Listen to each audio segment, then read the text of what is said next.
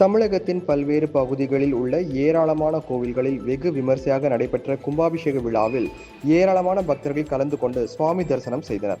காஞ்சிபுரத்தை அடுத்த வையாவூர் கிராமம் ஏரிக்கரையில் உள்ள ஸ்ரீ சக்தி விநாயகர் மற்றும் வையாபுரீஸ்வரர் கோவில் கும்பாபிஷேகம் வெகு விமர்சையாக நடைபெற்றது. இதில் சுற்று வட்டாரத்தை சேர்ந்த கிராம மக்கள் கலந்து கொண்டு புனித நீரை தெளித்துக் கொண்டு சுவாமி தரிசனம் செய்தனர்.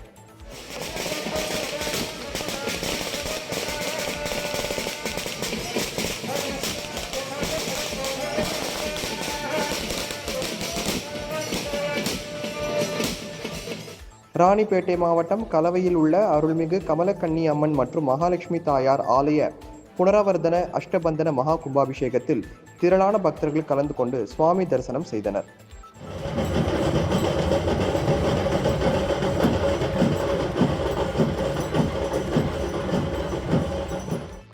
வேலூர் மாவட்டம் வேலூர் ஸ்ரீதேவி கருமாரியம்மன் ஆலய புனராவர்த்தன அஷ்டபந்தன ஸ்வர்ணபந்தன மகா கும்பாபிஷேக வெகு விமர்சையாக நடைபெற்றது. இதில் திரளான பக்தர்கள் கலந்து கொண்டு கருமாரி அம்மனை வழிபாடு செய்தனர்.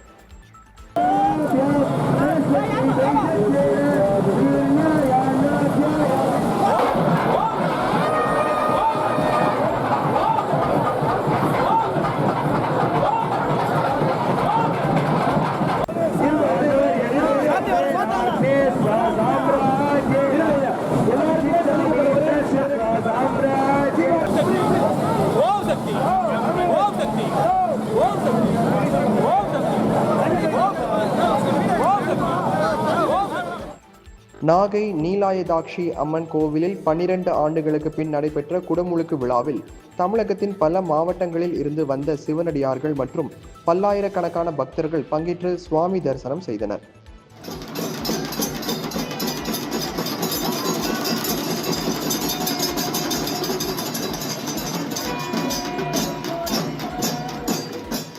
இதேபோல் நாகை மாவட்டம் ஆழியூரில் உள்ள கற்பகவல்லி உடனாகிய அருள்மிகு கங்காளநாத சுவாமி ஆலய அஷ்டபந்தன மகா கும்பாபிஷேக விழாவில் நூற்றுக்கணக்கான பக்தர்கள் கலந்து கொண்டு சுவாமி தரிசனம் செய்தனர். இதில் முஸ்லிம் ஜமாத்தினர் சீர்வரிசை வழங்கினர்.